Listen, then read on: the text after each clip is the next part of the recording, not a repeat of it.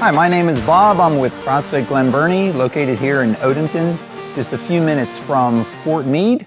You can take exit 5 off of Route 32 and we're right here. So what I want to talk about today is to share some tips for the new Army Combat Fitness Test. You may have heard that the new Army Combat Fitness Test combines some movements that are similar to CrossFit, and there might be something about CrossFit training that can help. So what I'd like to do today is cover one of the events, the hand release push-up. There are 6 events in the Army Combat Fitness Test: the maximum deadlift, the standing power throw, the hand release push-up, the sprint drag carry, and the leg tuck, and finally the 2-mile run. So we've got tips for all of those. Today, what we're going to talk about is the hand release push-up.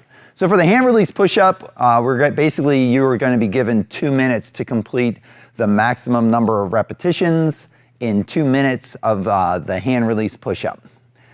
You can only rest in the front leaning rest position, the plank position, and to allow some guidance for judging, they will allow no more than a 5-second pause in the bottom position of that push-up. The hand position with this push-up has the index finger covered by the shoulders, so that's pretty much the standards that they provide. Of course, we have to come to the bottom to release our hands, either by releasing them this way, or the standard may have us come out to a extended arm position and back down. So either or, we'll see how that actually plays out, but it doesn't really change the tips and the strategies that we have for you. So the first tip that we have is to know what your capability is for the number of repetitions that you are capable of completing in 2 minutes. So that means you'll probably go about training and testing this, get a stopwatch, team up with a partner or a coach so that they can be watching to make sure that you're hitting all of the standards, and they can run the stopwatch, give you 2 minutes and see what you can do. So knowing your capability in there is going to give you a good idea for the next tip that we have, which is to appropriately pace your repetitions as you're performing them. In 2 minutes, if you did a repetition every 2 seconds throughout the 2 minutes, you would score 60. And 60 would be an excellent score for anybody. So know what your capabilities are, know what number you're going for, and figure out the proper pace by taking the total number of seconds that you have, dividing that by the number of repetitions, and seeing what you get as far as how many repetitions you're going to perform. Of course, you can't rest more than 5 seconds in the bottom, so if you do the math and it ends up being more than 5 seconds, then your target will be to perform a repetition every 4 to 5 seconds, no more than 5 seconds, so that you get some rest in the bottom, but not too much, and you're able to complete those repetitions appropriately and successfully.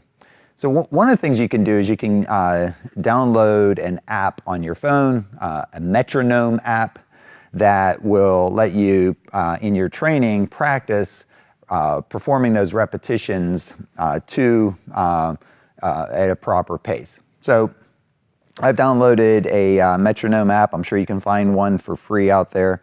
And I set it up for a pace of 30 beats a minute. That means that in 2 minutes, it will have beeped 60 times, which would give me a score of 60 in that 2 minutes. So if I play this, get this thing going, you'll actually hear it will actually play about every 2 seconds. So we do a repetition, we do a repetition, we do another one. So a lot of times when folks get started, you're going to be going way too fast in the beginning, only to fatigue the shoulders. Test is going to be over. You're not going to be able to do it anymore. setting the pace like this and performing the training with a metronome. Let's turn this up a little bit so we can hear it.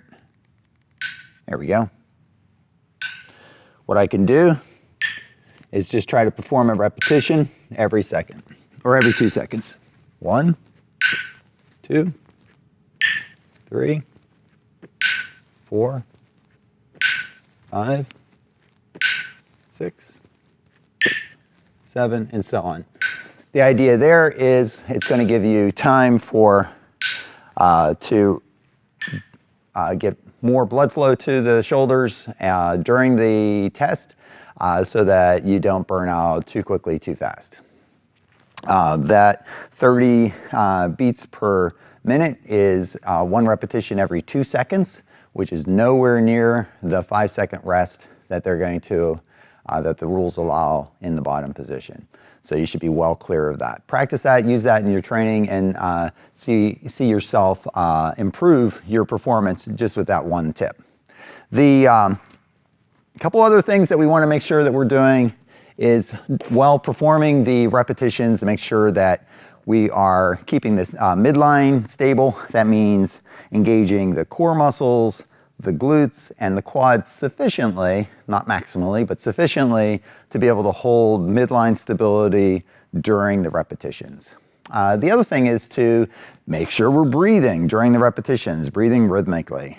Exhale, inhale, exhale, inhale during the repetitions so that we're getting that oxygen in there as we're performing those repetitions. That's just going to help extend our stamina and perform more repetitions in the event.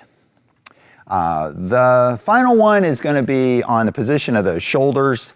Sometimes folks will have a tendency for having those shoulder or elbows to rotate out, and we want to try to avoid doing that because what's going to happen is we're going to lose stability in our shoulders.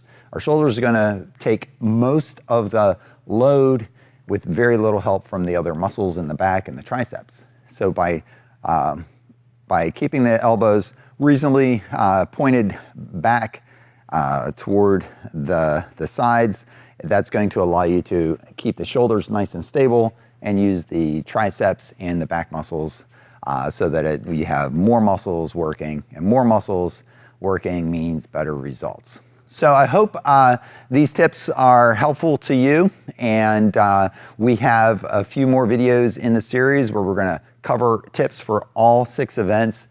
Look forward to seeing you on one of these future videos. Take care and have a great day.